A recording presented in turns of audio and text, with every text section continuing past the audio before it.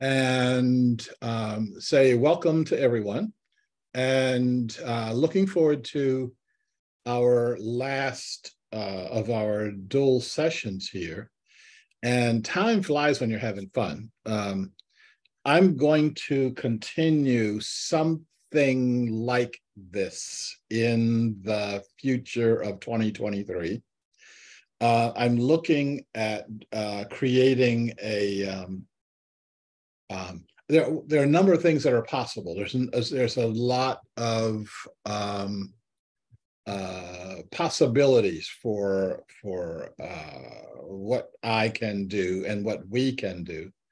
One of the possibilities could be a discussion group around any of the and I'm sorry, this is outside of the workshop series that you all should have gotten notices about yesterday. But I'm thinking also about doing some kind of a free event. And one of them, the things I've been wanting to do is do a reading around the two Chronicles books, the Chronicles of the Upheavals and the Chronicles of the Awakening. Like take a chapter and have us all read it together and then have us all discuss it together. Some other things that I've got in my head here, and you, all of you, will be the second people to hear about it since it comes popping out of my head. In our usual format, the first hour we're going to be spending going on talking about some of Commonway's foundational information, the stuff that we've been dealing with for the past, 5 years, 10 years, 20 years, 30 years for some of it. And then for the second hour, we're going to be doing the exploratory stuff, my cutting edge or bleeding edge or you've got to be kidding edge, as the case may be. Let's see, anything else before I get launched in here? Oh, also, format-wise, lots of people have been taking this on, they're not coming during the live presentation, but they're coming for recording. So I want us to remember that if you're saying something, you're not just talking to the 8 or 9 people who are here right now. You're also talking to the additional 40. There's about 60 people who are signed up for this. And they do watch the videos. I've been looking at the numbers, and it looks like everybody's watching the videos if they're not here present live. So remember, you're talking to more than just a handful of us, and I would suggest that you be respectful and you be clear, etc. Let's see, anything else? I think that's about it for my background. And so what I want to do now is go into the material on the basic side. And today we're going to be talking about the 12 global challenges. And I developed this, I should say co-developed this with Dr. A.T. Aryaratne in Sri Lanka. And I think I got some slides here. And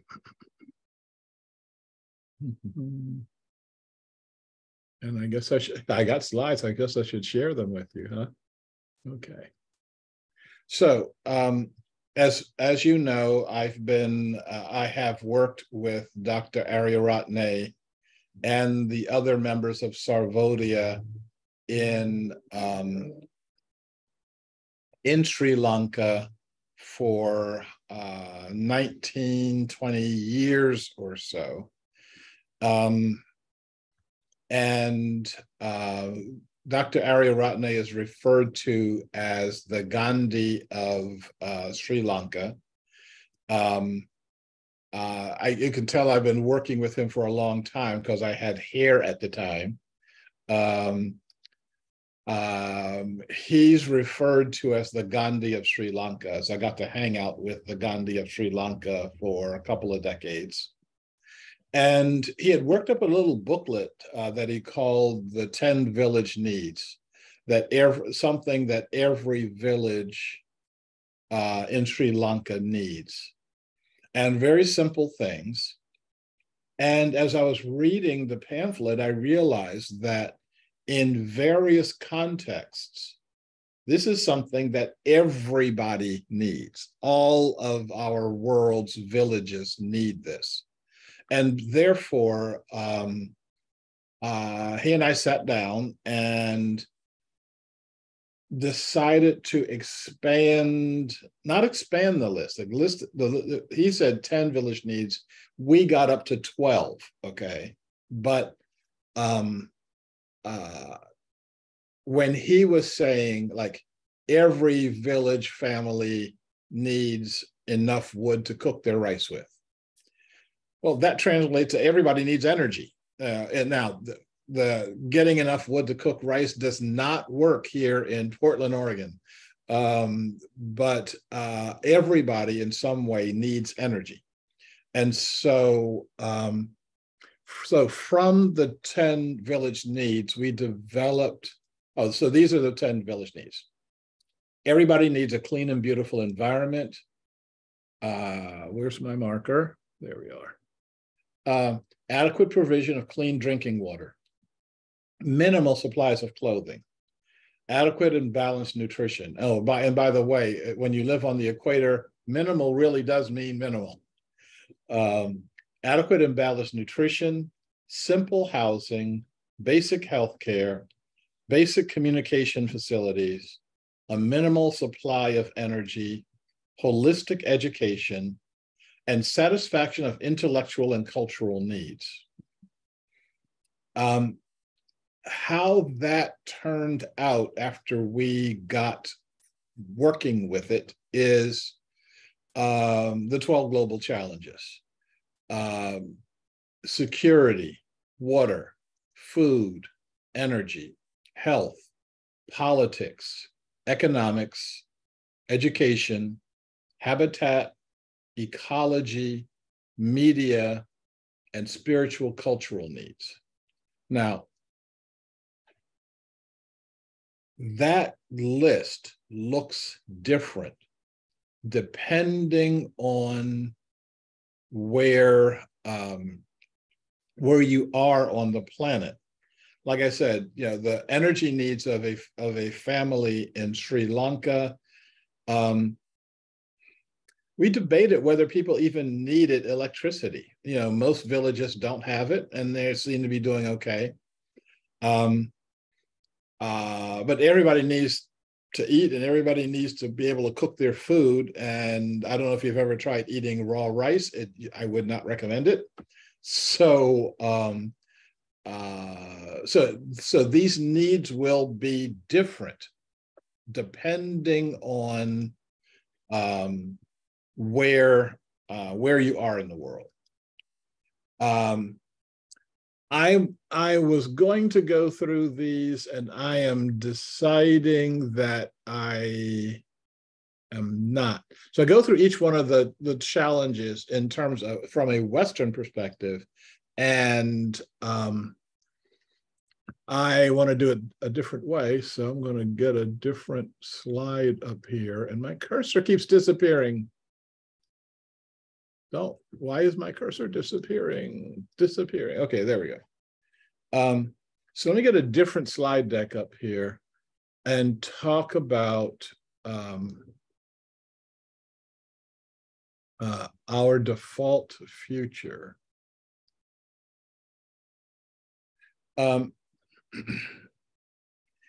If we do nothing, I guess I should say that we're in the middle of a windstorm right now, And so what's going on outside my windows is very interesting. There's I have there are awnings in front of the front windows, and the wind is just whipping the awnings, bending the trees. So if I go off of the internet, it's because we don't have any electricity. So we're going to make a deal with the internet gods that they keep coming up with what we're coming up with here. Okay, back to track. So this notion of our default future, if we keep doing what we're doing right now, this is the future that we get to look at. Despite all of the promises of new technology and all of the issues of we're going to fix this problem, we're going to fix that problem, and we're putting massive amounts of money into infrastructure and massive amounts of money. The collapse elements are all the same, and they're all mortgaging our children's future. We don't care anything about our children's future. We consider our children just to be profit centers. You know, send them out to college, charge them thousands and thousands and thousands of dollars, and then give them a piece of paper and promise them not a job because there aren't any jobs that you're getting by going to college anymore. So the collapse elements, whoopsie-daisy. What is happening all over on the economy, on the ecology, and on everything else, people taking self-serving actions. They're not trying to solve the problems. They're trying to profit from the problems. And by doing that, they make the problems worse. People basically disrespect each other and disrespect each other's cultures. I'm seeing that more and more as this culture of, I don't know anything, I don't know what I'm talking about, but I'm going to call you bad names. I'm going to do everything I can do to separate from you because I don't believe that connecting with you has any consequences for me. So this culture of disrespect is at a high. There are all sorts of bad theories out there. Now, I'm not talking about people who are honestly looking at alternative ways of thinking, alternative ways of being, who are pointing out the inconsistencies in our society, etc. I'm talking about folks who just make stuff up, and as soon as they make it up, they start defending it.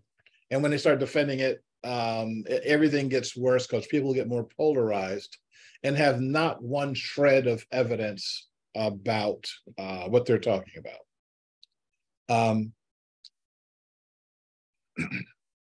We live in a society, in a world, where being ignorant of really not understanding the world, and I don't even want to understand the world, makes everything worse.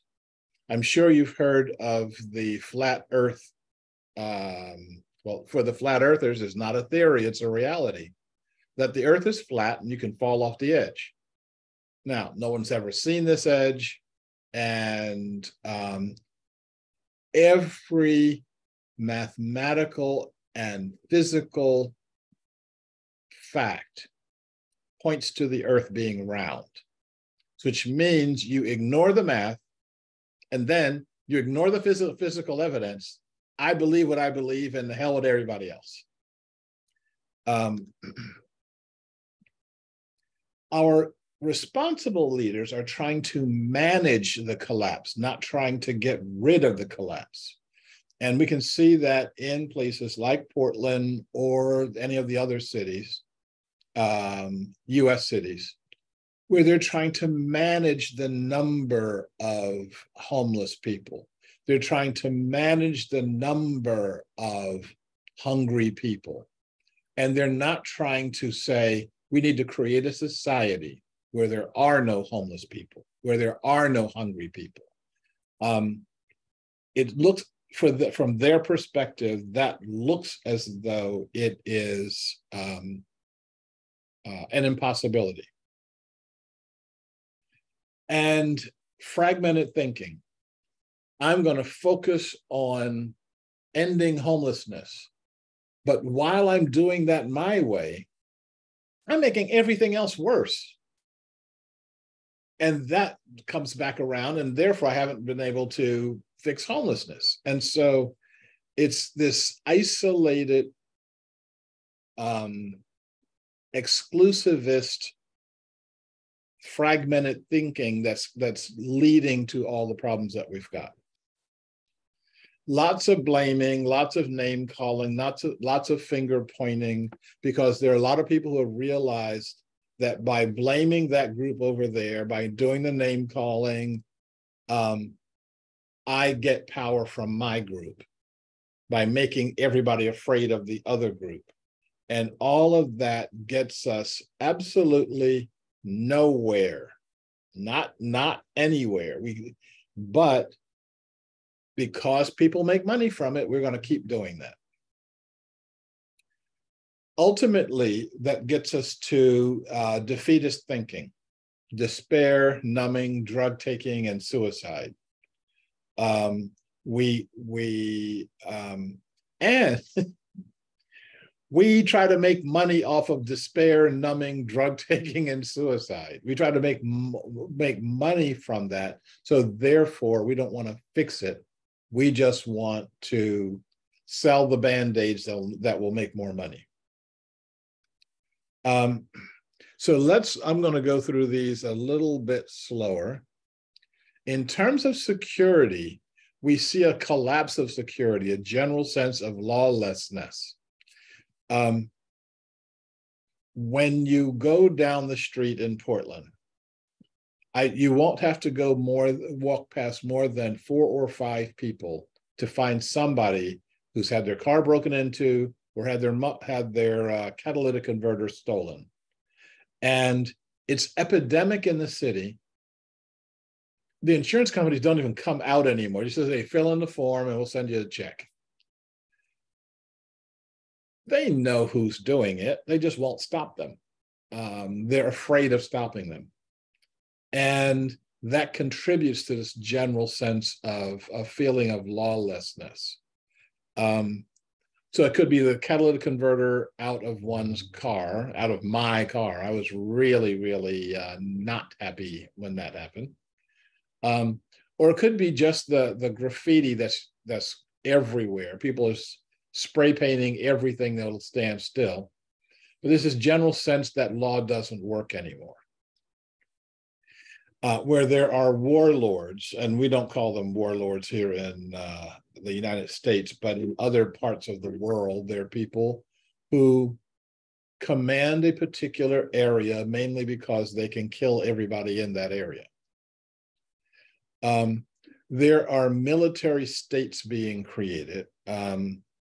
A couple of them that I think about on a small level is Myanmar, Burma, that seems to be at war with its entire population. And on another level of that is Putin's Russia, which is basically saying we can invade anybody we want to and we can do anything we want to and you can't stop me.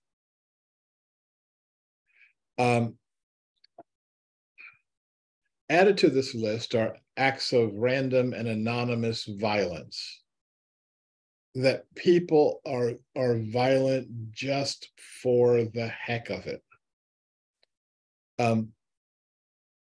For those of you who read my second book, Creating a World That Works for All, I talk about a situation when we were in high school where some of us would get our coats from our lockers early and stand along the hallways as classes are changing.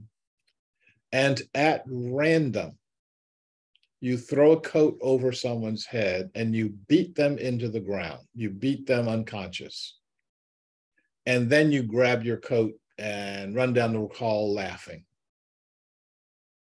Now, this Sharif can't understand what that Sharif got out of doing that. A sense of, a brief sense of power, a brief sense of, I'm better than somebody else, better than that guy down there underneath the coat.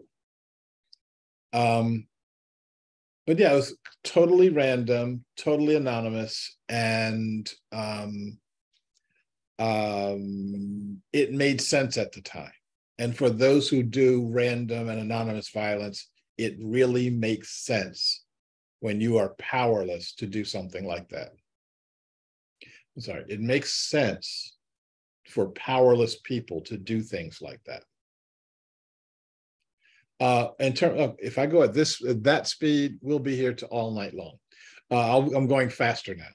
So in terms of our water apocalypse, it's maldistribution. There's too much water in some areas, too little in others. The water has been toxified and poisoned. Water doesn't start off poison. We do things to poison it. There are cities that sell their water distribution systems to for-profit companies, and they want to make money from giving you water. And if you don't pay them, they shut your water off. This is a big deal in Johannesburg and in other places. Water wars.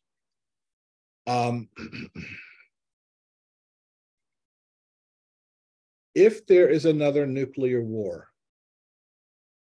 because World War II ended as a nuclear war. If there's another nuclear war, it's going to start right there. This is the Saichen Glacier. It is claimed by no less than 3 nuclear powers. China, India, and Pakistan. None of those 3 being exactly stable. They all know that if you explode one thermonuclear device above the Saichen Glacier, it will melt so much water that all 3 countries will drown. And if someone is crazy enough, and we have some amazingly crazy leaders, someone may want to flip that switch and bring down disaster on their enemy, but also bringing down disaster on themselves.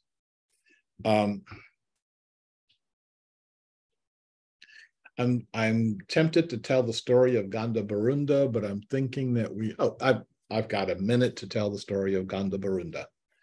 Gandabarunda is a myth that comes out of India. And in the Gandabarunda is a 2-headed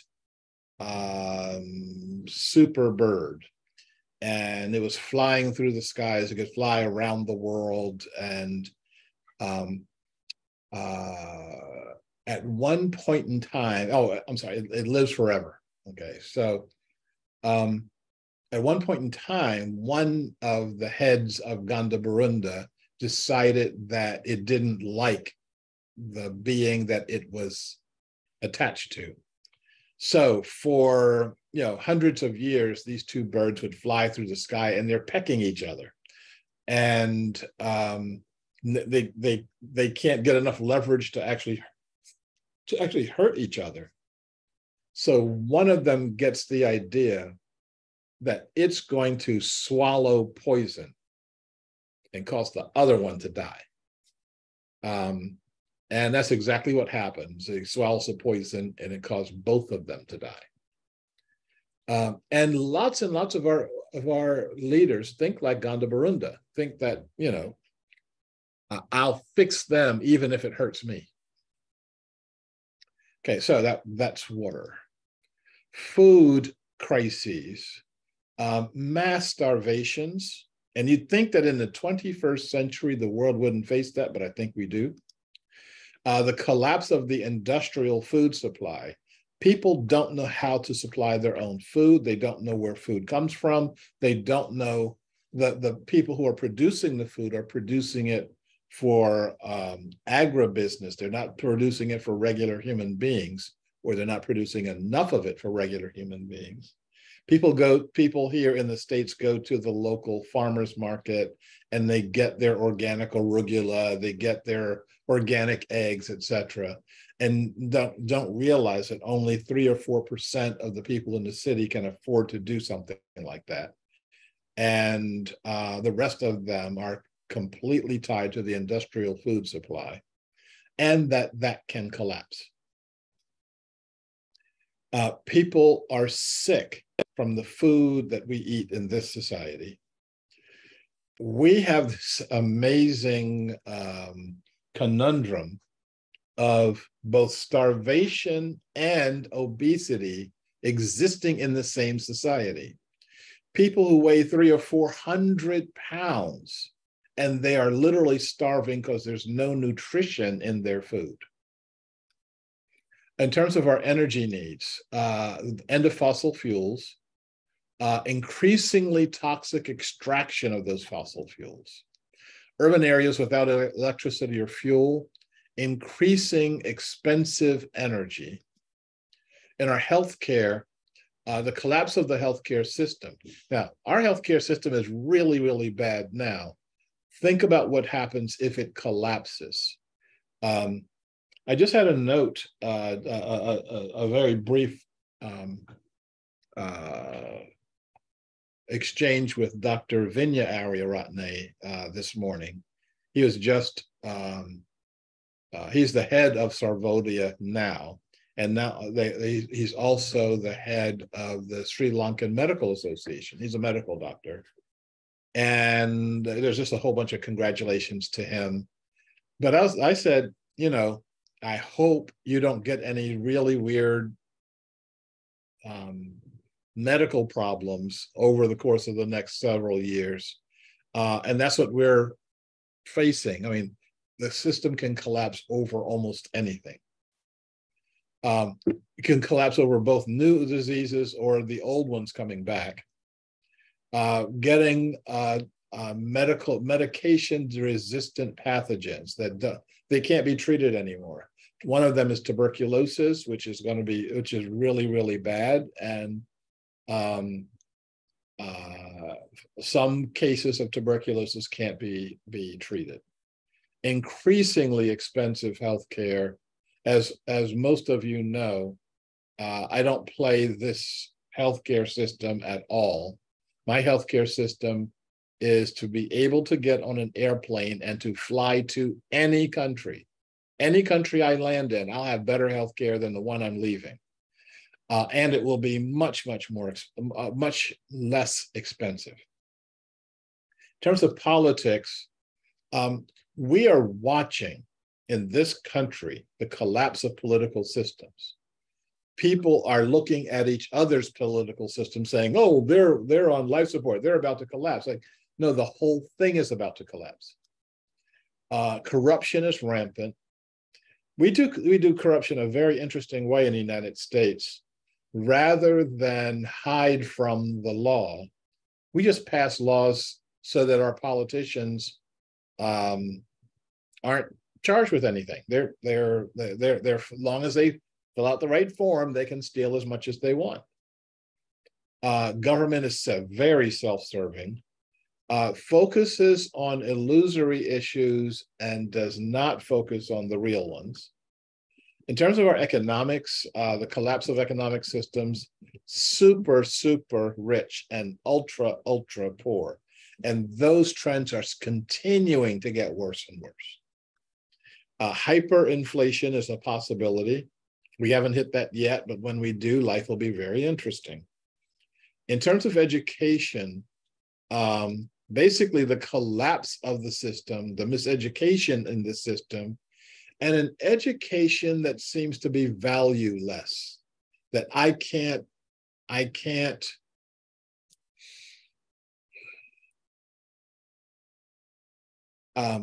when I was in school, there's a sense of values in the society, and we were raised in accordance with those values, even if the value was not correct. At least there was something you could point to. Now it's just kind of do whatever you want to do, and we're going to teach you how to add and subtract in that context. Education that gets really, really expensive, especially when you get to private schools. In terms of habitat, cities become uninhabitable. What's it take for a city to become uninhabitable?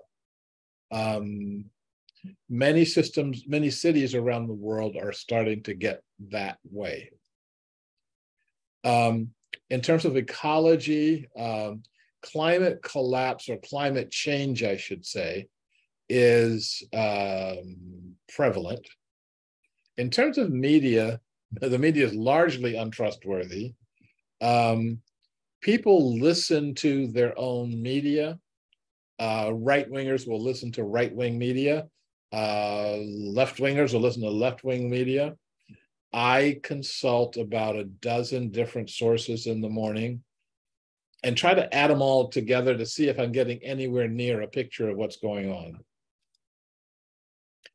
False and misleading issues, and then spiritual and cultural. Depression, despair, and suicide is a spiritual issue, but we don't talk about it as such. We don't have our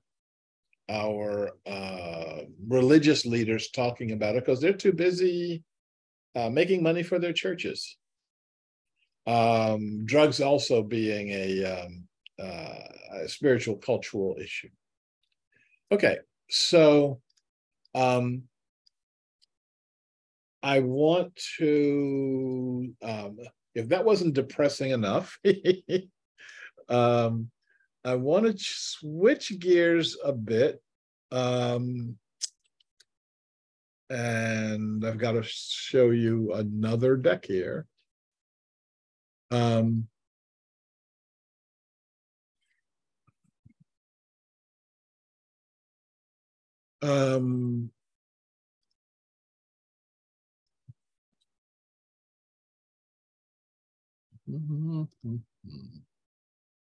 Okay.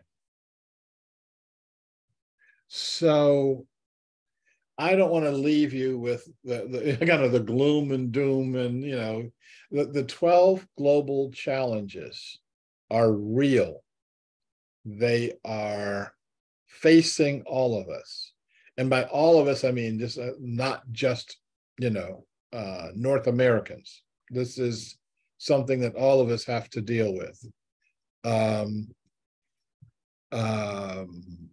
But I want to show you that there are visions attached to each one of these problems, each one of these challenges. I'll go through these relatively quickly. So the first place you start is with our meme, mantra, idea, philosophy that we can create a world that works for all living beings. Now, in terms of looking at that from the 12 global challenges, that means each one of the challenges can be thought about in terms of security for all, water for all, food for all, energy for all, et cetera, et cetera. We um, can, well, we can do that. So when you look at those visions, the vision of security for all, what would be the solutions that will allow us to generate that? I think I skipped something here. Hang on. Well, I did. So these are a few ideas around water solutions that some folks are doing right now that will give us that will lead us in the direction of water solutions. There are groups, lots of groups, especially in the Pacific Northwest, that attach themselves to a particular stream and look at how to protect that particular river or stream. I don't know if everybody knows what gray water systems are. This is reusing water that has been used for one purpose and using it for another. Using the water, for example, that you wash your hands with to flush your toilet. The idea of putting drinkable water in your toilet to flush it may have made sense 100 years ago. Doesn't make any sense now. Rainwater collection, like collecting your rainwater to flush your toilet, for example. Collecting your rainwater to drink, it's actually not too bad. Removing dams where the dam has no real purpose anymore.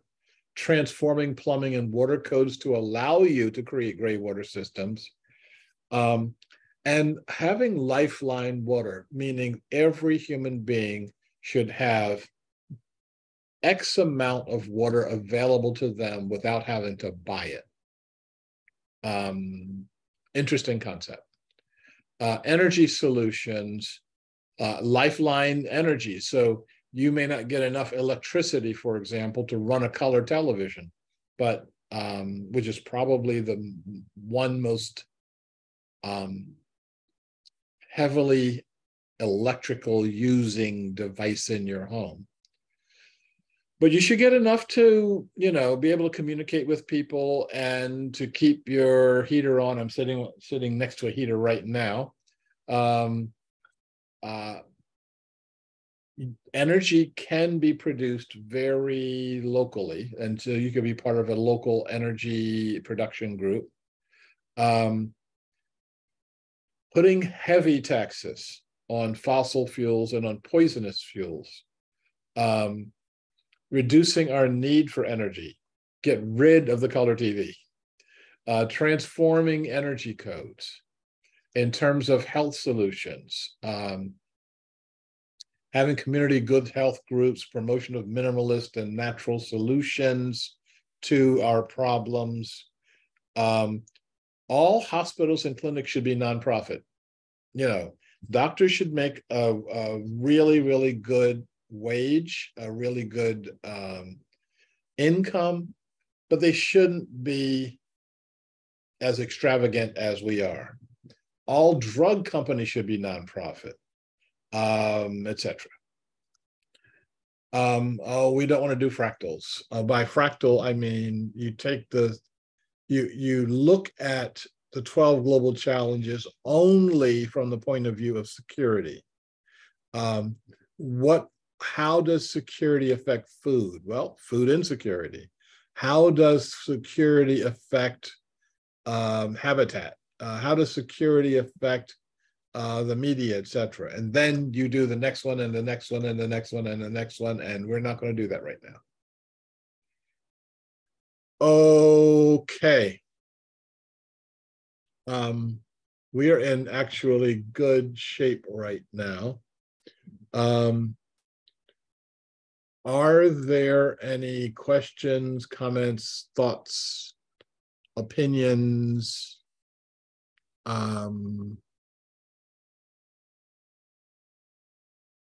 let me, while you're thinking about your questions right now, let me say that one of the things that the 12 global challenges helps with, and I'll say this especially in terms of America, is we believe that we a lot of Americans, it's including a lot of well-meaning Americans, think the only problems in the world are problems that are that are true for Americans. We don't recognize that we've got a whole world, and the United States is a corner of that world, maybe a fairly big corner of the world, but it's not the whole world. It's not even the majority of the world.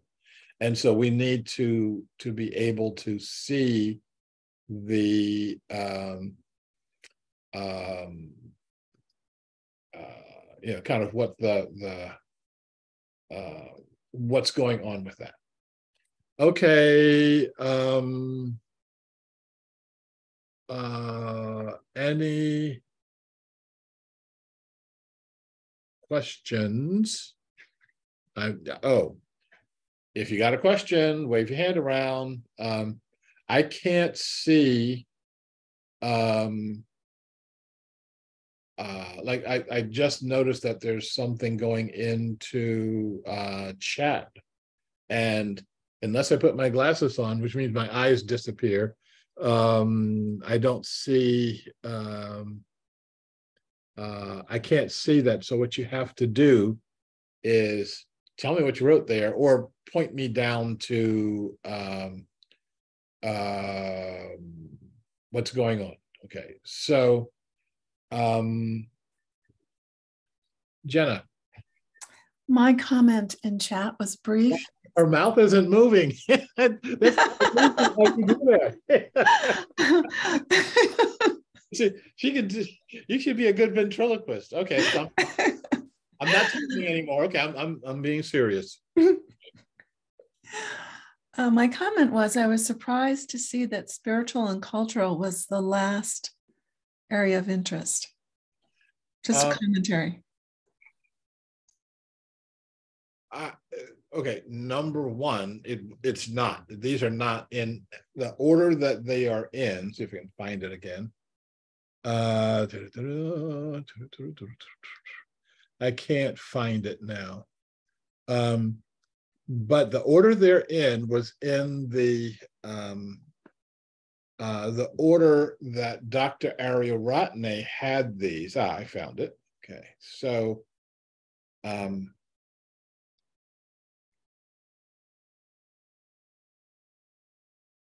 so in his 10 village needs, we've replaced some things. Like, for example, the clothing, we substituted something else. I don't remember what it was.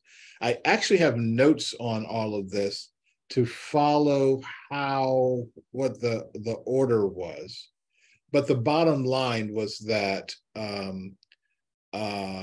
number 10 was satisfaction of intellectual and cultural needs.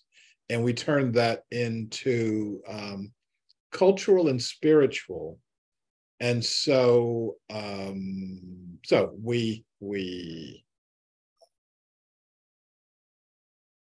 thought about that, about changing the order, making it alphabetical. I mean, like, but that was not from a desire to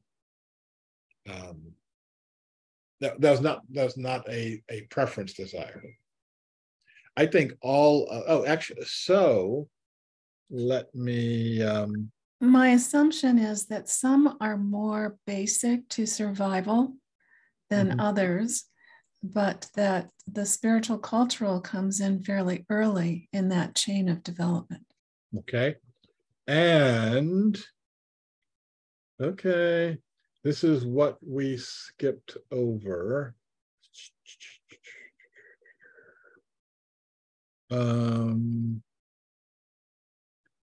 So this is, as usual, I'm spending 20 or 30 minutes on something I've spent 3 or 4 hours on. as doing this as a workshop. And when we were able to do this as a workshop, and we're not going to do that today. Whoops. Okay. I have a number of questions. One of them was for you, which of the three was that are the most important? Now, I've got my three. I call them the big three, and it's the first three: water, food, and energy. And it just happened to be that way. Maybe for the big four, including security, water, food, and energy. But each of you would have to write that down, and then in your breakout groups, you would have to answer it. Yeah, my big three. Then the second question, which of these are the least important to you? Like, if we don't fix this, it'll be okay. People talked about education, which is kind of like, oh, you don't fix that, there's a lot that'll be so a lot of things can go wrong. The people would list habitat by not understanding what habitat means. It's like literally where you live. It's not just you having a house. It's you having everything you need to be a human being in a particular point. Transportation,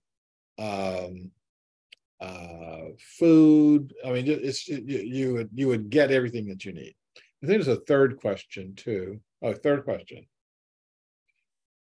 For you, which will be the three hardest ones to solve?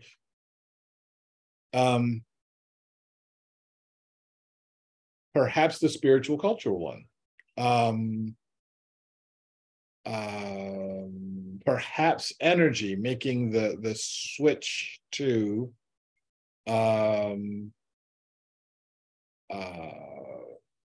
from the kind of energy we need and the massive amounts of energy we have to where we need to be. Okay. And there are a bunch of other questions too, and I thought those first few were interesting.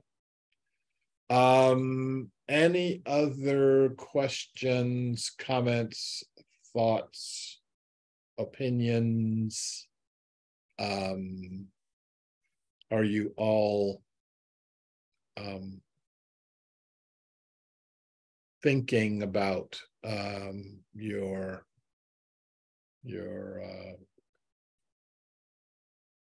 potential questions or answers?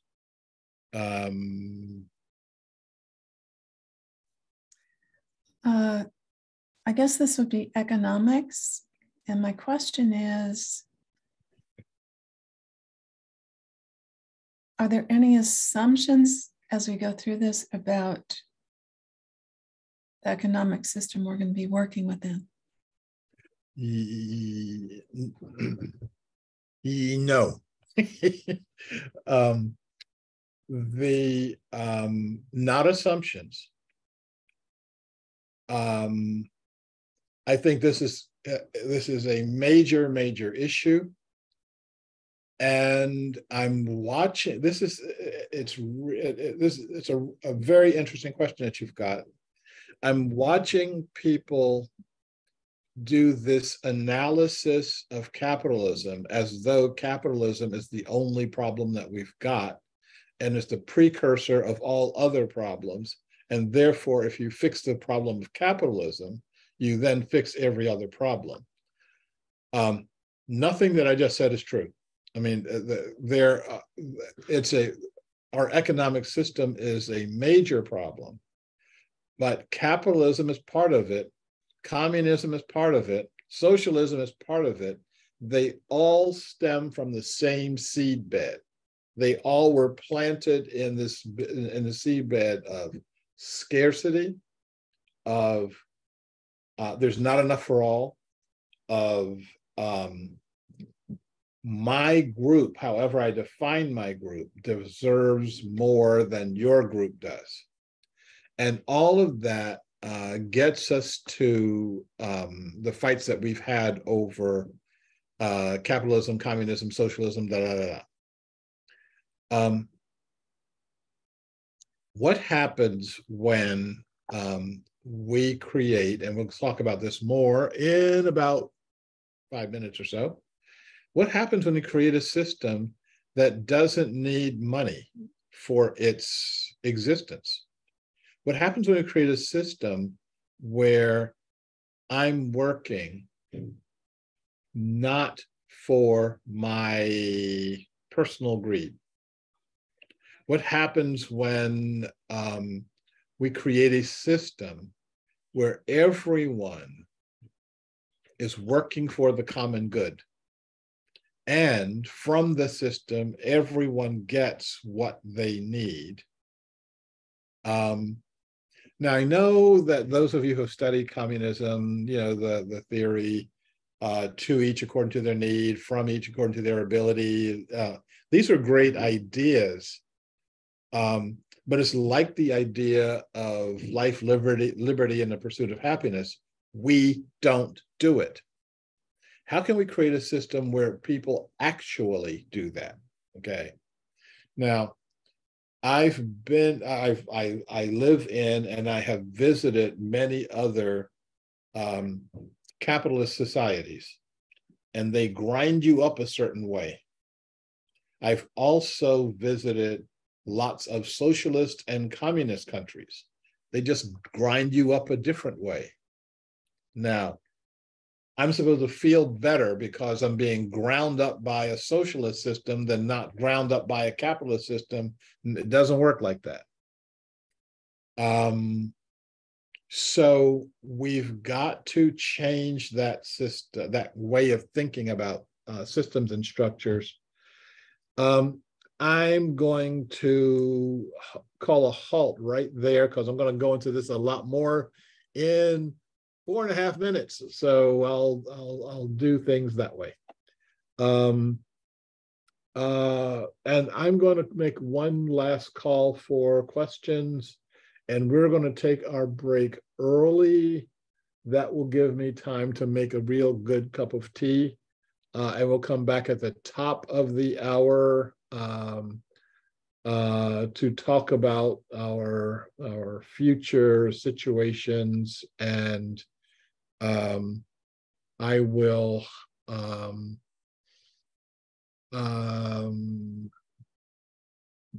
I'll call you back at right at my 11 o'clock.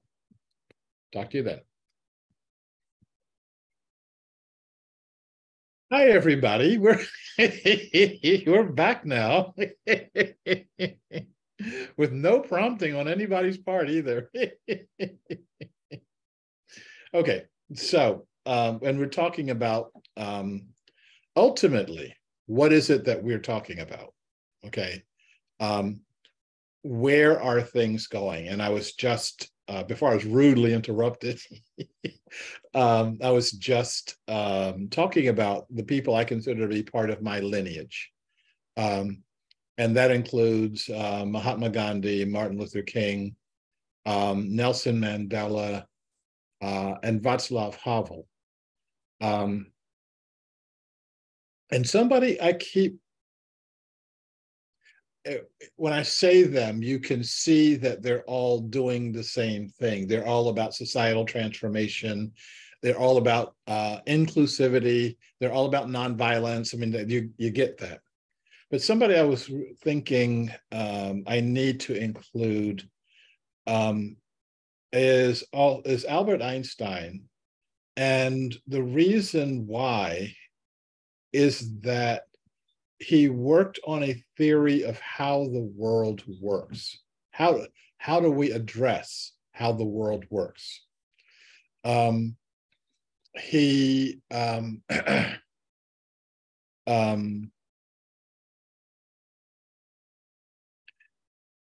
he took things that we could see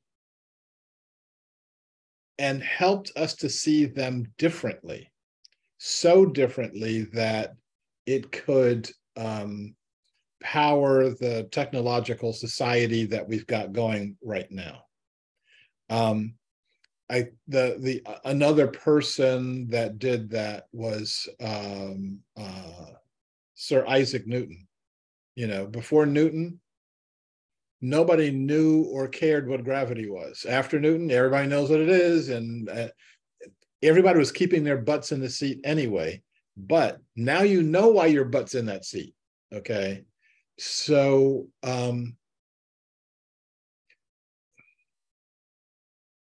a part of what I've been doing for the past 40 years or so is trying to understand our reality, how we got into the mess that we're in right now, and how this world is going in a direction that no one seems to want, but no one seems to be able to stop. And so this involves looking at the nature of reality. Now, there are lots and lots and lots of books that talk about the nature of reality. There are lots of books that talk about how you can choose and direct your own destiny, how you can apply quantum healing to any situation, that you can create abundant health for yourself. I mean, just look at the YouTube videos. It's just, there are like a million of these. And all of them are predicated on a common view of reality, that's false. Okay, so all of these, you can have it all, you can do this, you can do that, are predicated on you being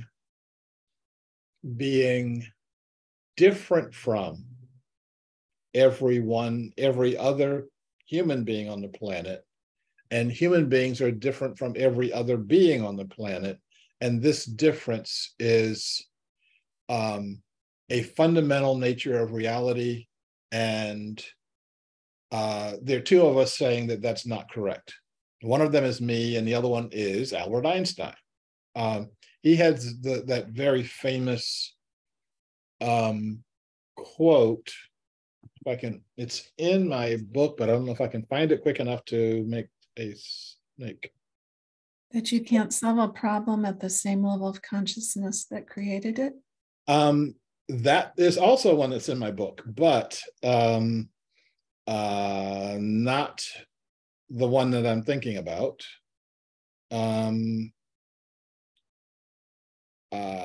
Okay, I didn't find it. So let me tell you from my very meager and getting more meager by the day memory, that he says a person is part of the whole, a part of the global consciousness.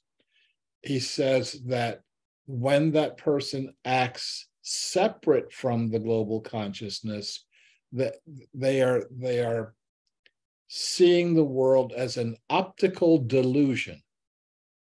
He said the delusion makes you narrow. It narrows the world so that the only thing that you are thinking is, I'm me, and there's a couple of people around me that I like, but the rest of the world is hostile. And he says we have to cure that so that a person can embrace the totality of their being and the totality of the universe. That I am the universe. I am a part of the universe that's sitting in this seat right now, that's looking at this monitor right now. I'm looking at all of these other parts of the universe, including the repairman out here doing something that the nosy part of me wants to go out and say, what are you doing?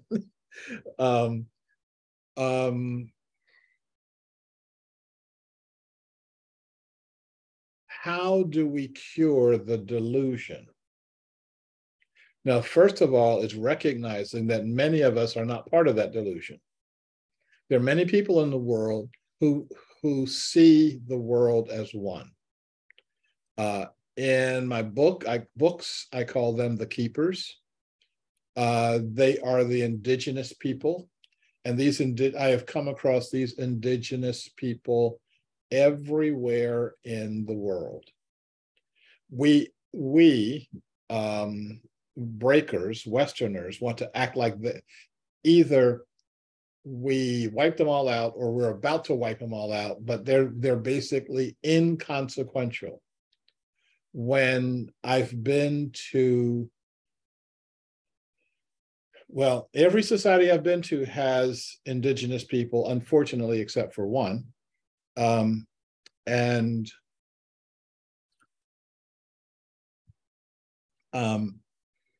I've been as far south as New Zealand. I've been as far north as the Arctic Circle, and everywhere in between.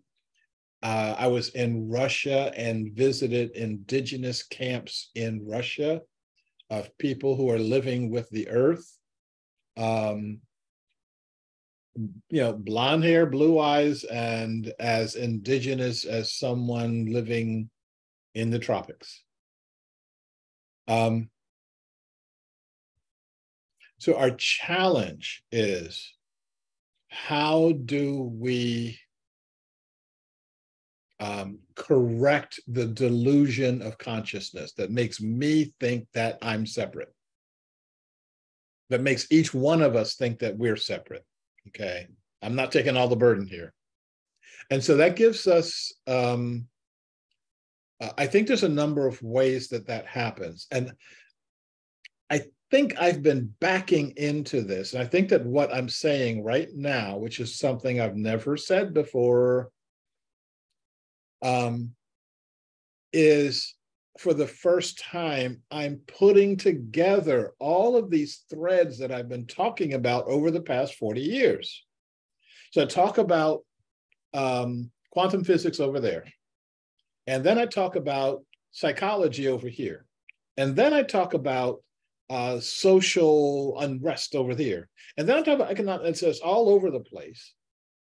And it's coming together now. I mean, like literally end of December 2022, it's coming together now in ways that I've seen but not articulated, in ways that I'm just getting around to seeing, conjunctions I'm just getting around to seeing. And so let me say this all. I don't have any slides to put out there yet. Give me a couple of days.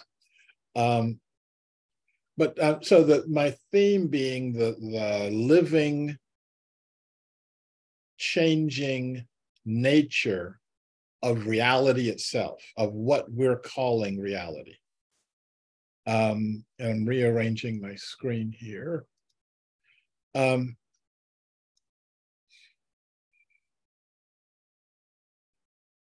First of all, either all of you have done or you need to do, and I can give you links for this, any one of my several videos on physics and consciousness, of looking at how I believe that consciousness is the fifth force of physics, that we don't understand our physics because, or should we have a very deep and a very partial understanding of physics because we're leaving out a key element, and that key element is consciousness. I so agree. I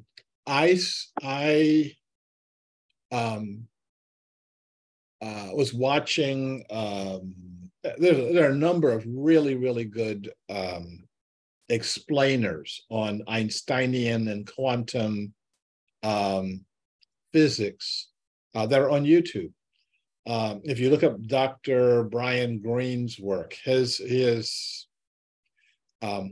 he is a professor, a college professor, lecturer, and he's got the style. And I like sitting in his class. Okay, and but they come up with these really weird explanations because they keep trying to avoid saying, oh, it's not just gravity. It's not just electromagnetism. It's not just the strong and weak nuclear force. There's something else going on, okay? And because they don't want to talk about it, they come up with these fanciful notions about how the world works, about why the moon is so big. There's no, within the four laws of physics, there's no way we could have a moon that big.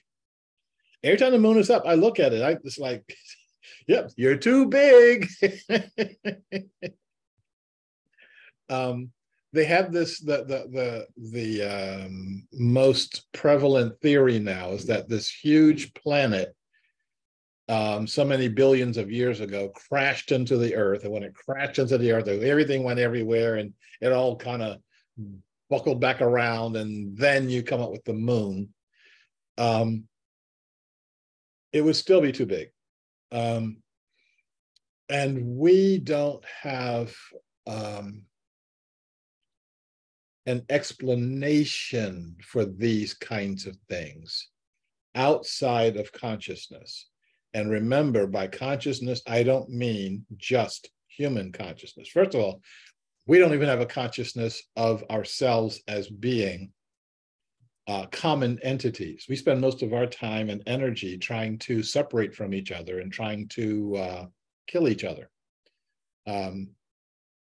Add up the budgets of all of the countries, how much they spend on weapons. And you'll see that trying to kill each other is the gross national product of our entire globe. So I did a lot of studying, a lot of presentations around the new physics and consciousness, and I'll be glad to share the links for that. Part of that is also what I call the 5 latent powers, and that's what I did when I was looking at when I was in the Himalayas. How did people, before I got to the Himalayas, I went to Egypt and I saw the pyramids with my own eyes. That is something that is very, very important to do. You can't get your mind around how big this. I guess maybe I should put my headphones on. They're screaming at each other out there that the water heater broke in the other building, and I'm torn between talking about my favorite subjects and wanting where to break. So I'm here.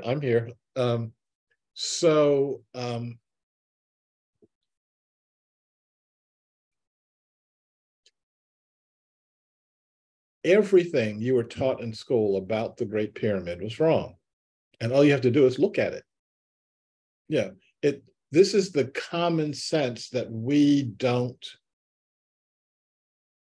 want to admit to. That even with all the technology we have right now, we could never reconstruct the Great Pyramid. Never. If we used all of the money that all of the construction techniques that we know about would never, ever create the Great Pyramid. But it's pointing to something. It was easy for us to do that. It was easy to do it. They chose the easiest method. Let's just fly a whole bunch of blocks over that way and stack them up on top of each other, and we'll call it done. We can use those latent powers, and if you haven't done any of my videos on the latent powers, you should do those. Okay, I'm not going to take the time to re-explain them now. I will refer them to you. or refer you to them. But we can, if carbon is causing all of our conundrums right now, carbon in the atmosphere is causing global climate change, ask the carbon to come down from the atmosphere. Just ask it. We can say to the carbon as a collected and collective species, number one, we're sorry for putting you up there in the first place. Number two, we're not going to do that anymore. Number three, can you please come down now and stop blocking the sun? Okay. When you talk like that, the breakers start laughing. Oh, what are you talking about? You can't talk to carbon. You can't talk to the atmosphere. It's an inanimate object. The wind blows because of all of these various forces. It doesn't blow because you either ask it to or you didn't ask it to. And I think I said in one of the prior videos about the volcano erupting in Bali. Did we talk about that? Yes, no, yes, yes, yes. Okay, I'm not seeing enough heads going yes. Mount Agnun in Bali is a very active volcano, very big active volcano. Most of Indonesia are very big active volcanoes. And I was on my way to Bali and got there, and the mountain started erupting before I got there, and it was a big eruption. The day after I arrived, they closed the airport. I said, okay, strand me in Bali. Of all the places I would like to be stranded, that's one of them. And so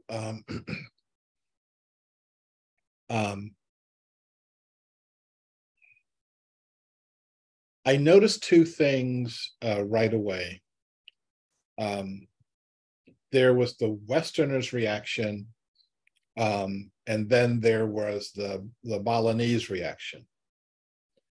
The Westerners' reaction is, oh my God, we're all going to die. And if we don't all die, you're going to ruin my vacation. And I mean, they're really focused on the destructive power of the volcano, and also on how does this affect me? Not the tens and hundreds of thousands of Balinese who could lose their lives, their homes, etc., but how's this affecting me? The Balinese, on the other hand, were being cautious. All the people who were living on the sides of the volcano, they moved them off. But they were putting signs up all over town saying, gentle Agnun, peaceful Agnun. And, you know, we're in your grip. We know who the boss is right now, and it ain't us, okay? And so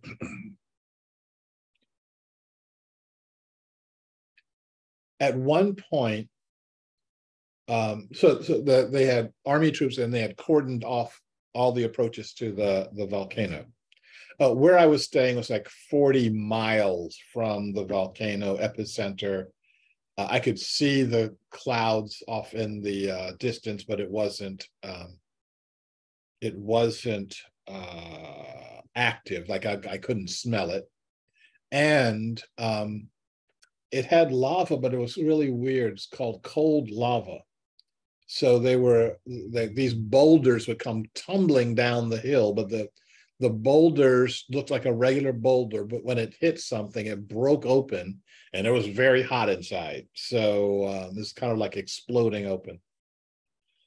So they cordoned off the entire volcano, and they said, but the army allowed 6 men to go up to the summit of the volcano.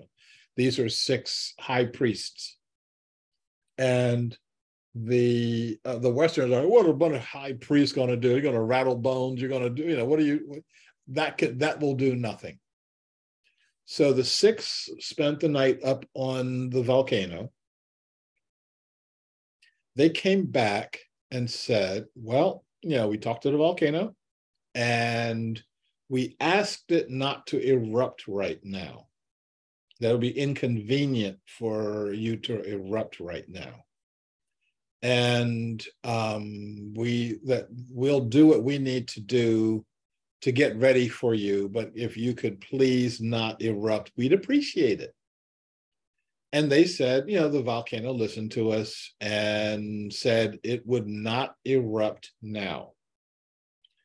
That it would, and this is when, the ash is going, the lava's coming off the hills, and it wouldn't erupt now. It would wait until 2036. And that eruption will be a doozy. It will be at least twice as strong as what this eruption would have been. So you really, so you've got, some years, but you better get prepared because it's going to be a doozy. And the implication was, don't come back and ask again. I need to blow off some steam here. So, when that appeared in the papers, all the Westerners, ha ha ha, they talked to the volcano, ha ha ha, it's not going to erupt now. And it stopped erupting. It stopped erupting over the course of a day or so. I went up toward the area and I saw the cold lava coming down the rivers. This is boulders the size of a house, and they're just tumbling, and then they break open. But it stopped. It stopped cold. They stopped the volcano cold in its tracks. And unlike what Westerners would do, like, we're so tough, we stopped the volcano. They said, well, thank you. We're very respectful. Thanks for giving us a break. And so, can we do that? Yes. They could do that because they were part of what I've called the holonic mind. They could do that because there is consciousness. Okay. There's a theory that I'm conscious, okay, that when it comes to pushing the recording button on the on our Zoom calls, I'm a little less conscious than I could be. But there's a theory that I'm conscious. There's a theory that each one of us is conscious. But there is another consciousness. And that other consciousness is something that each of us is a part of. I'm a part of the consciousness. Each one of you is part of that consciousness. That consciousness pervades humanity, and that consciousness pervades all of time and space. All beings, all matter is conscious. It has a different level or form of consciousness than I've got. But if we work at it, we can address that level of consciousness. Well, I'm not the only person who said this. Okay, so I'm sorry, everything I'm saying, somebody else has said it and said it probably better. But no one's put them all together like this. And so, so bear with me, I'm putting this together. So we've got this new physics that says that physical nature can respond to consciousness, can respond to conscious thought, that 6 little brown guys running up to the top of the volcano overnight can stop a volcano.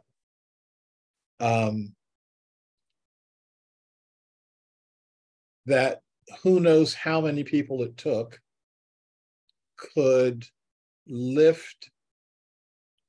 cut, lift, and place so many millions of blocks, each one weighing 20 tons or more, and could do it easily.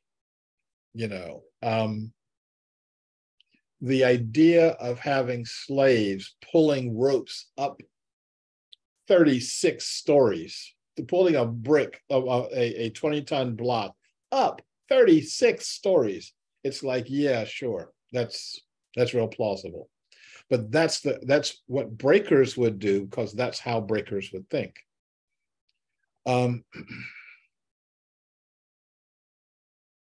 Two other points, and then I'm going to open this up. So the holonic mind is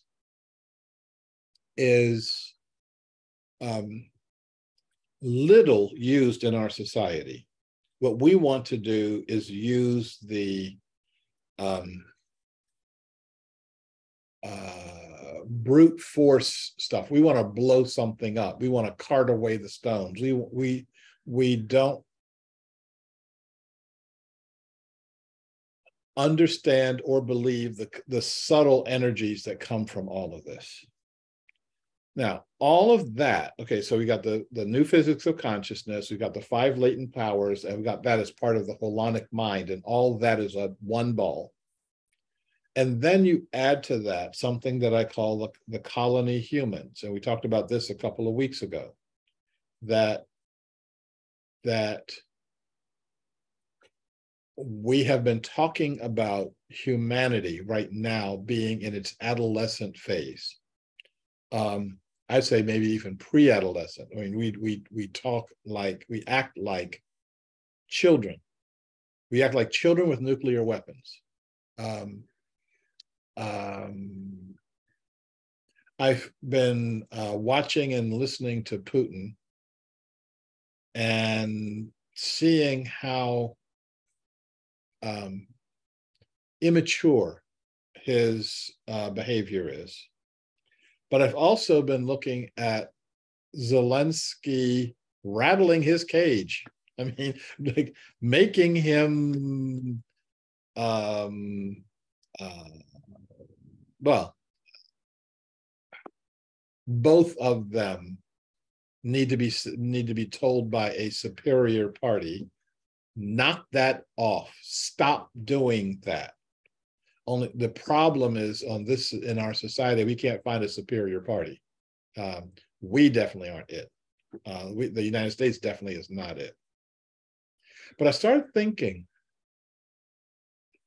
what if our maturity, so if we're in immature state, what does a mature state look like?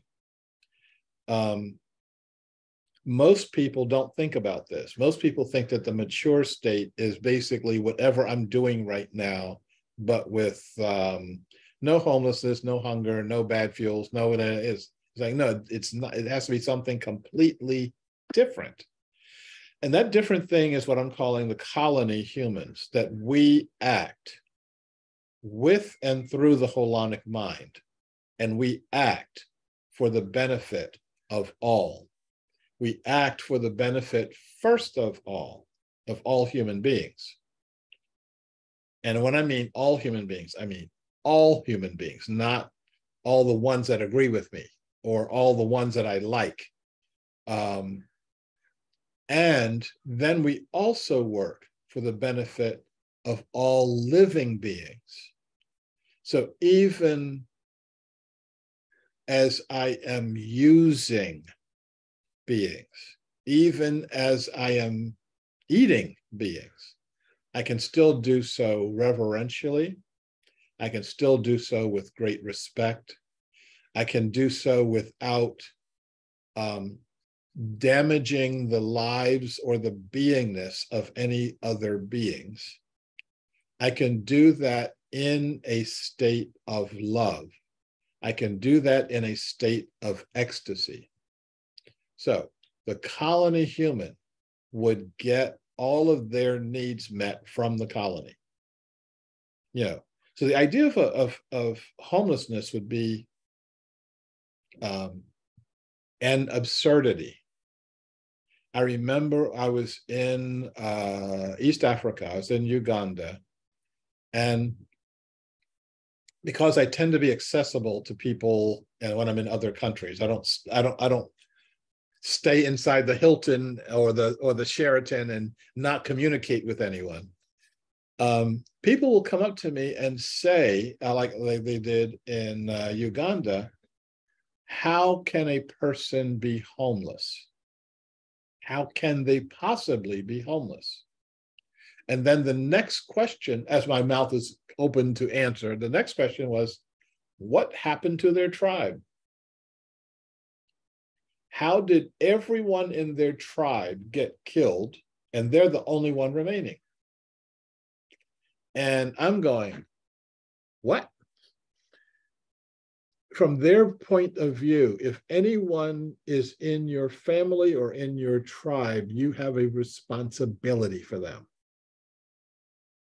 And that responsibility transcends, well, everything. So I was in Kampala, and this guy was telling me where he lived. He lived in a 2-bedroom house, and 26 adults lived in this 2-bedroom house. And I'm like, how can you do that? And they said, well, they're all in my tribe. And a tribal member shows up and says, I don't have a place to live, move over. And everybody moves over. If we had this consciousness, we would not have the problem that we have out in our streets right now. So the problem that we see in our streets right now is the problem of people who don't belong. Now, not belonging can be, and I used to have tents out here. I used to just kind of go do like this and say, oh, see those tents over there? But all the tents are gone right now. I mean, none cropped up over the holiday. But those are people who don't have a tribe. They don't have anywhere to belong. We believe in rugged individualism, but rugged individualism gives us that, gives us people who have nowhere to belong.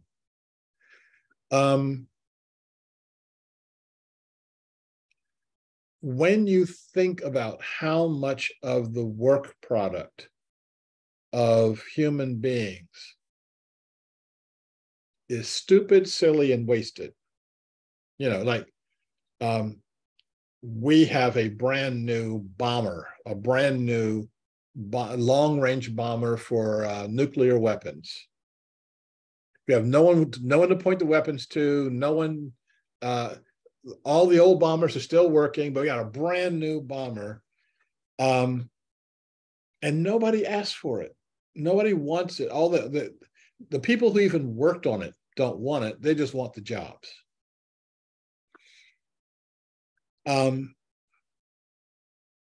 What would happen if all of our work really made sense, was really for the benefit of humanity, benefit for all of the beings that are on the planet, especially the ones that we interact with, and for the benefit of the planet herself?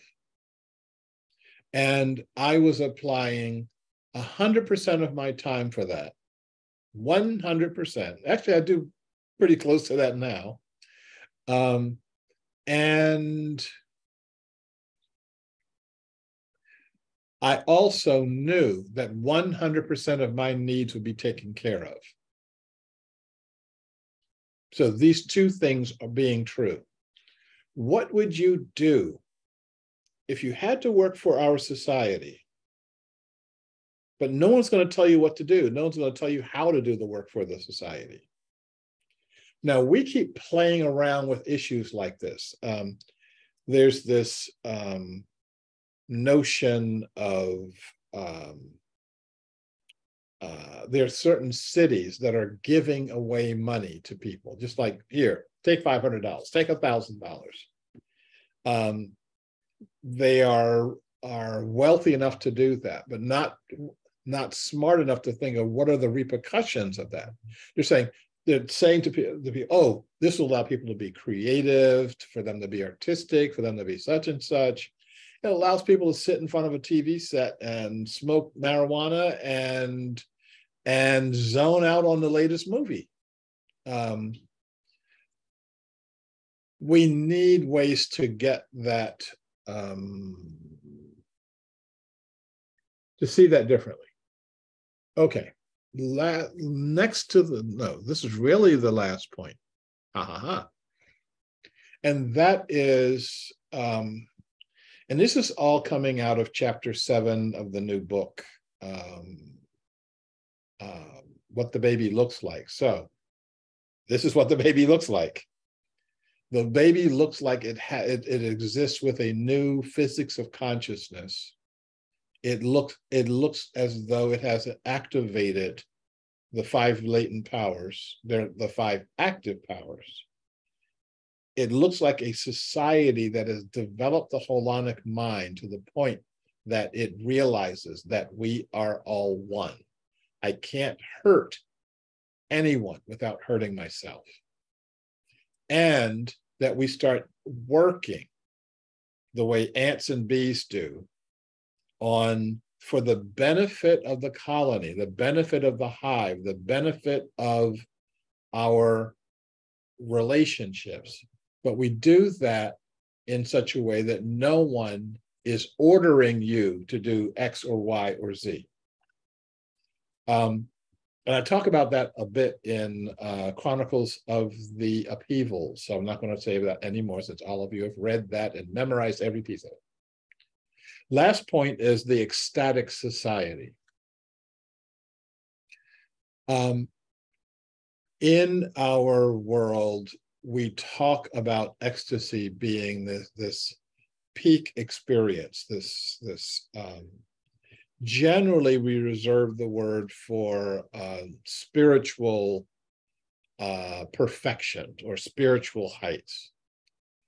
But I'm talking in the book about ordinary ecstasy. These spiritual heights can come from very, very ordinary experiences. There's something that I saw this just this morning on Facebook. Someone brought up let's see if I can find one really, really quick. Brought up a memory that many of us had of balsa wood gliders. See if I can find this out. How fast can he go here? Balsa wood gliders. Oh, here's a perfect one. This a little toy airplane, and it. Oh, perfect. Here we go.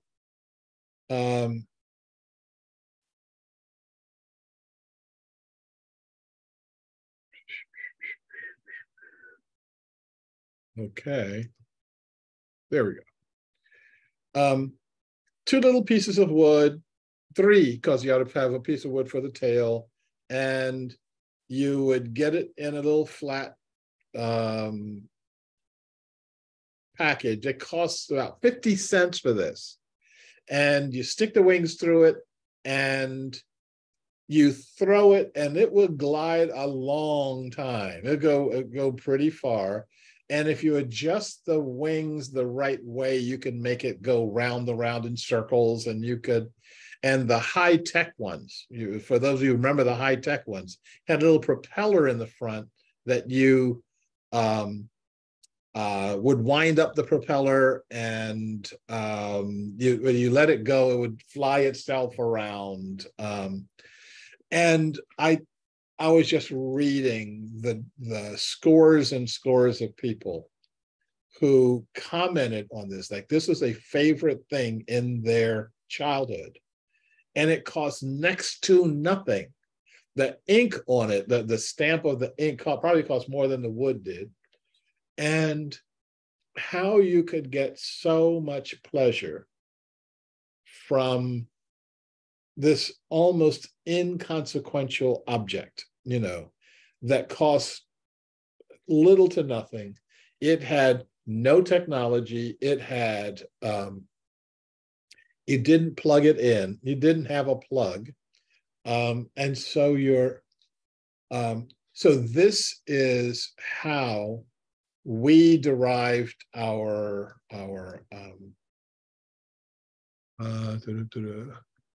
I lost my agenda. So this is how we had fun, and now you see kids completely zoned out in front of their device. I saw a guy walk into a pole the other day because he was too busy in his device to look that he was trying to cross the street.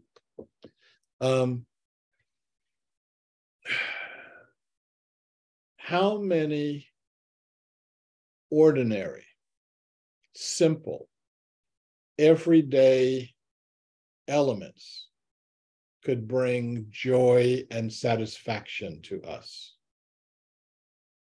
How many balsa wood flyers? How many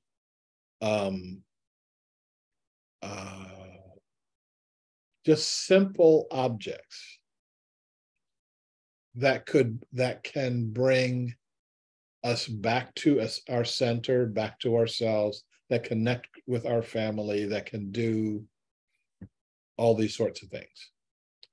I'm tempted to get up and get a prop, but back that way, there's a drum, a Native American drum that I used when I was doing a lot of work with Native Americans.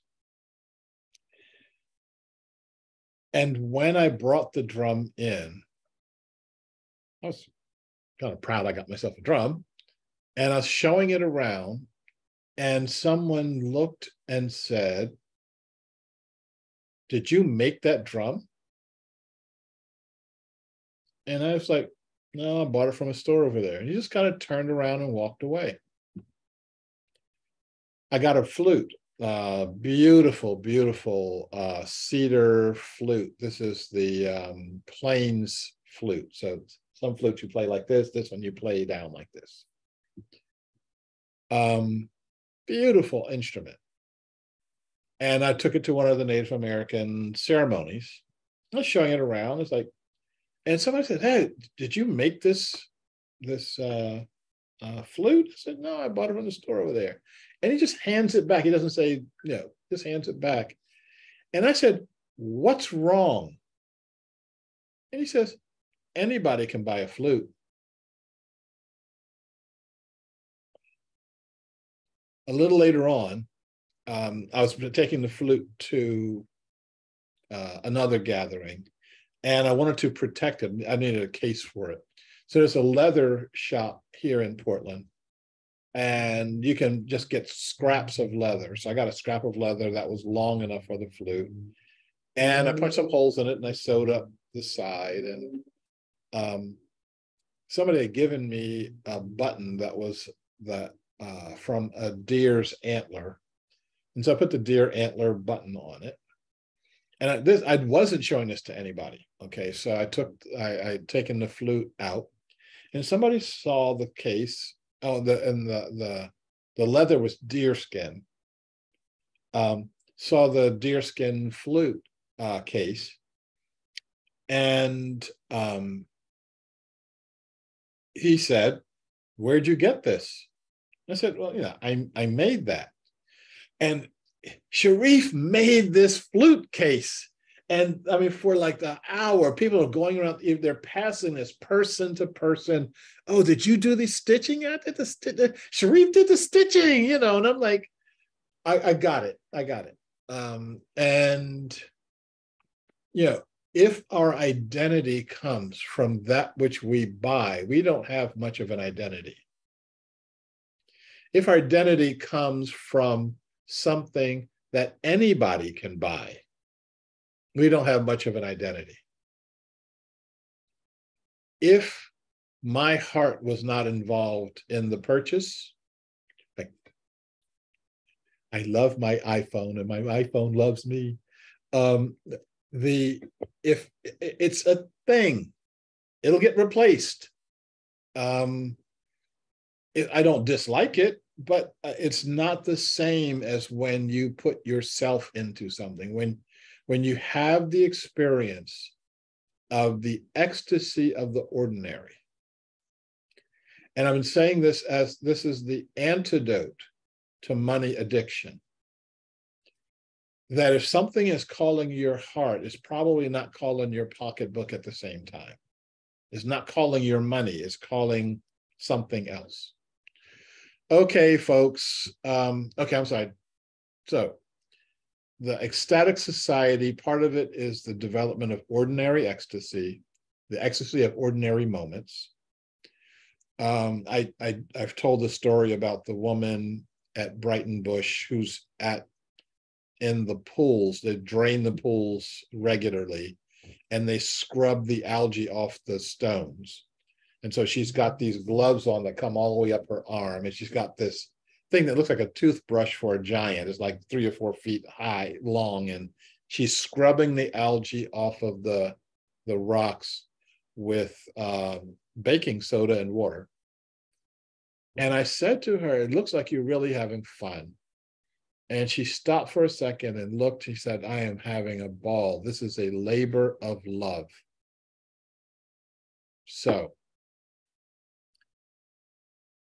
some part of that ecstasy connects us in some way with the sacred. And it could be a very simple connection, scrubbing the algae off the rocks because you love the pool, using baking soda and not harsh chemicals because you actually love the algae. Doing this on a regular basis and not saying you've got to clean this pool in 15 minutes. She would take the time to clean the pool and take whatever time it takes to clean the pool. And this then feeds our hunger for the sacred. And this is something else that I talk about in my other books, that being hungry for the sacred is a really good thing. Not knowing how to feed your hunger for the sacred is a very, very bad thing. Someone made a montage of all of the really rich Hollywood stars who had committed suicide. And you're saying, what does money actually give you if you've got it all and you still commit suicide? That this hunger that we have can't be fed with money. It can be fed with relationship. It can be fed with knowing that you're doing work that has a purpose and has a value. And now I'm going to pause, and we've got 5 minutes left. I'm going to suggest that we stick around here for maybe longer than 5 minutes if there's that many questions. If you've got to go at the top of the hour, then you should go. I'll never speak to you again. No, that's another joke. But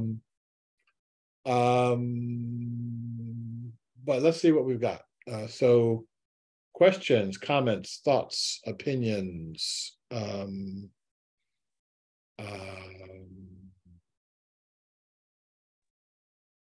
Hands going up or hands waving around, or Jen, I'm going to get you second. Let's get Marion first because you've asked a couple questions already. Is that okay? That's great. Marion. Hi. So I don't know if you saw chat at all, multitasking. While on this call, I just tested positive for COVID. So I'm like, yeah. It's my first time. I've been like all these years, never had it. And I'm like, like what is the holonic mind response agility to this? right? So I'm open to, like, I'm not freaking out. And it's that delicate, I don't want to be so spiritual bypass foolish. And I don't want to, right, like go into fear. So that's one question. And the other, maybe this is too much for timing. I'm curious, why do you say the moon's too big? That's inexplicable, especially since I just magically moved to a place on lunar drive. Well, there you go. And on my birthday, it was the lunar eclipse. Yeah. I'm okay. So on COVID, I can give you some responses. On the moon, I'm going to have to set my timer for 4 minutes because I can talk about this forever.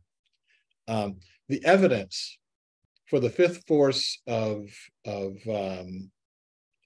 fifth force is sitting right up there over our heads, and we just won't pay attention to it. Okay, COVID first. You remember what I was just saying about the volcano and what the Balinese response to it was, and what the volcano's response to the Balinese was? I was trying to get people way back in February and March of 2020 to calm down. Right. Okay. Take a deep breath, take a chill pill, and let's all talk to COVID. We didn't even have a name for it at the time. Right. And the conversation, so most people reacted to it as though this is some evil substance trying to kill me. And I was saying, let's talk and find out what the COVID wants and find out how all of us can be happy, how COVID can be happy, how humanity can be happy. And no one, I mean, even people who call themselves New Age or New Thought, etc., would, we have to get rid of this. I've got to mask myself up. I can't trust. Okay. I can't trust my intuition anymore. This is really serious. I can't trust intuition. I have to obey my doctor. And then, needless to say, that reaction catalyzed a completely opposite reaction. I don't need no stinking mask. I don't need no stinking vaccine. As folks were saying, there's no such thing as COVID. And I had two friends in very dangerous positions. One of them in India, and the word there was, Indians can't get COVID. They only get it from Westerners. And so she was a Westerner, and there were people who were being beaten, and some people died because they said they're the ones infecting us. Wow. There's a Black guy here. I guess I should have put a 4-minute timer on this one too. In Portland, just saying, COVID, Black people can't get COVID, only white people get it, and he got hammered by it. And he stopped saying that.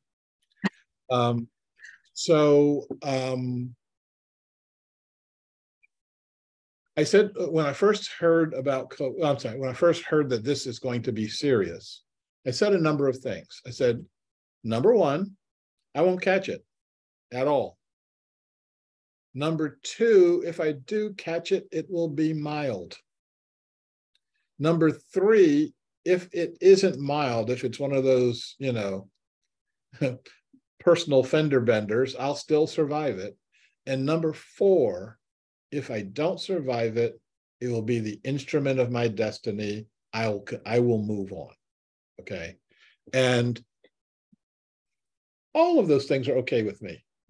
Okay. And so on this, though, when we get to the moon, I'm setting my 4-minute timer. Okay.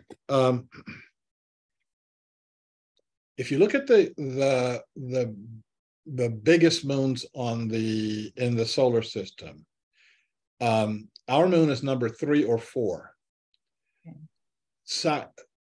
planets the size of Jupiter or Saturn have captured moons bigger, but only a couple of moons bigger. Every other moon is much, much smaller than our moon. If you're just looking at the gravitational pull of Earth and the gravitational pull of the moon, they're not equivalent. Number two, the moon is under that theory of these two planets smashed into each other. If anybody's ever seen a pool table and you have two planets splash into each other, do they stay together and start spinning around each other, or do they go in opposite directions? Okay, but let's say that they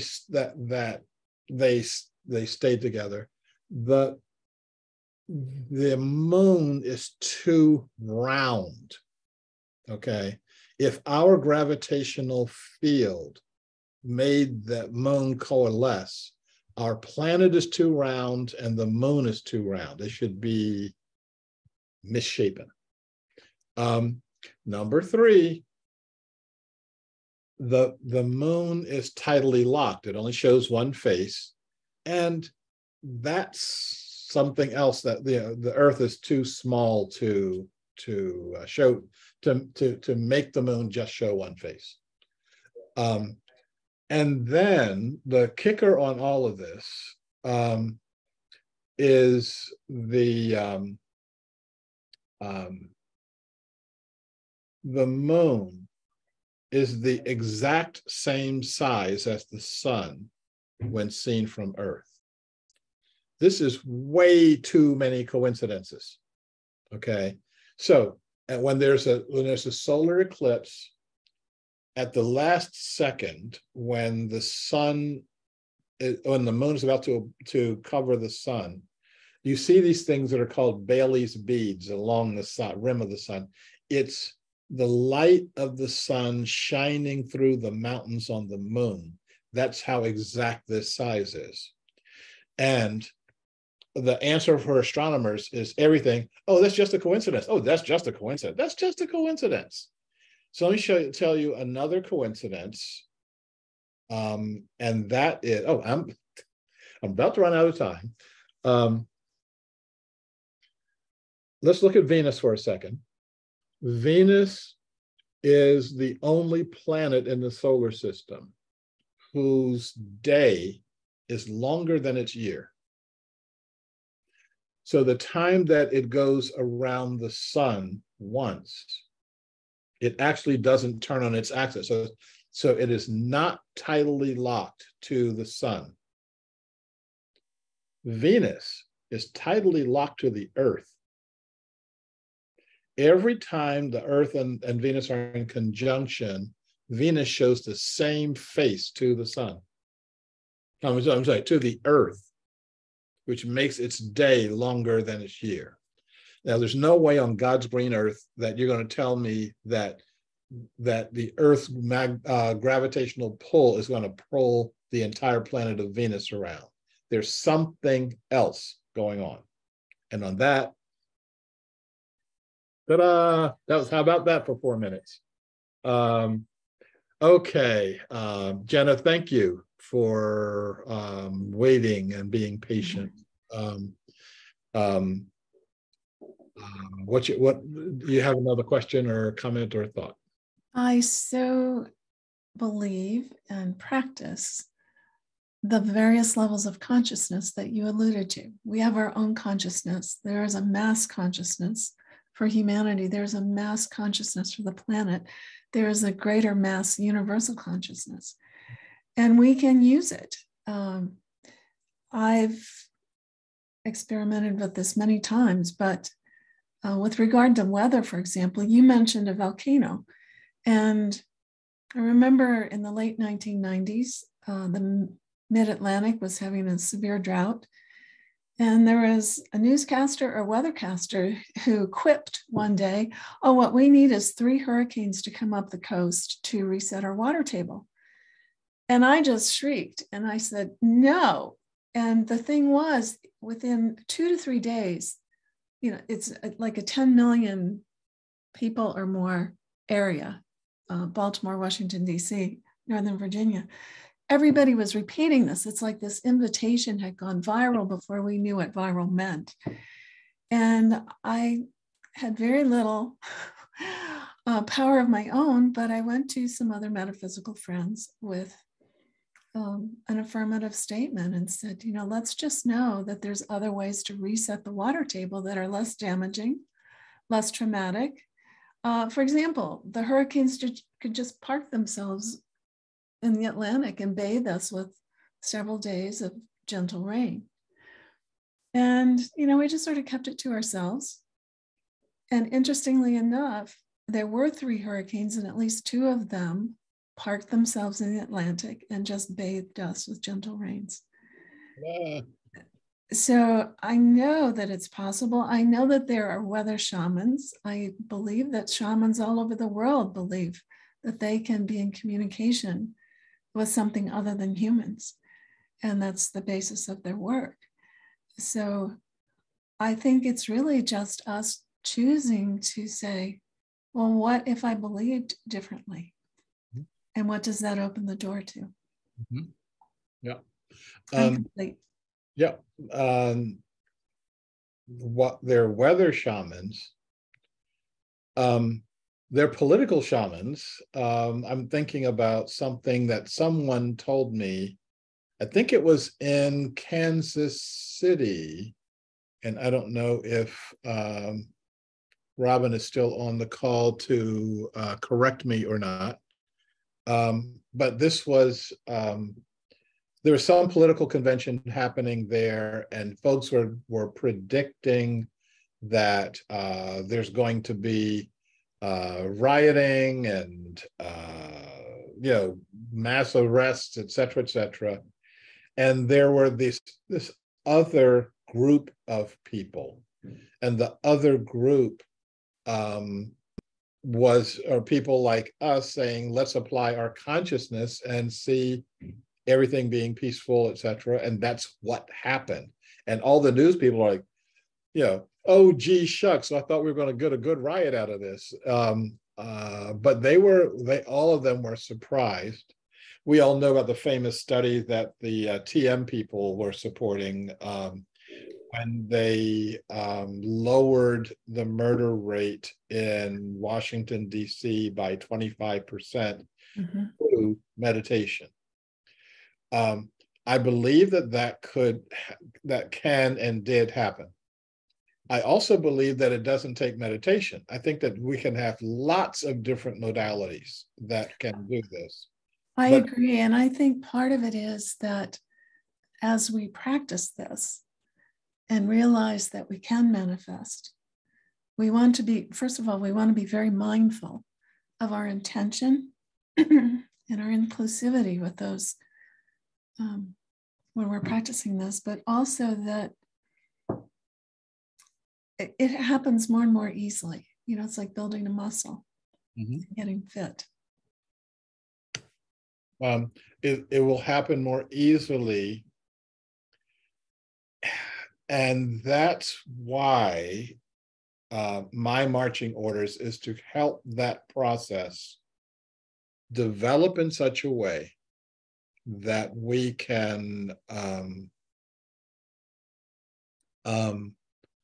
that people without the goodwill at heart will not try to exploit this for their own purposes. I can say more about that, but I will be saying more about that as we are doing the workshops over the next few months. We have a responsibility to open the holonic consciousness in a way that is inclusive, in a way that all can live, in a way that increases our humility and not our arrogance. Yes, I agree entirely. And it's imperative that we do that from that all-encompassing greater good. I know that my mantra since early 2017, or the election,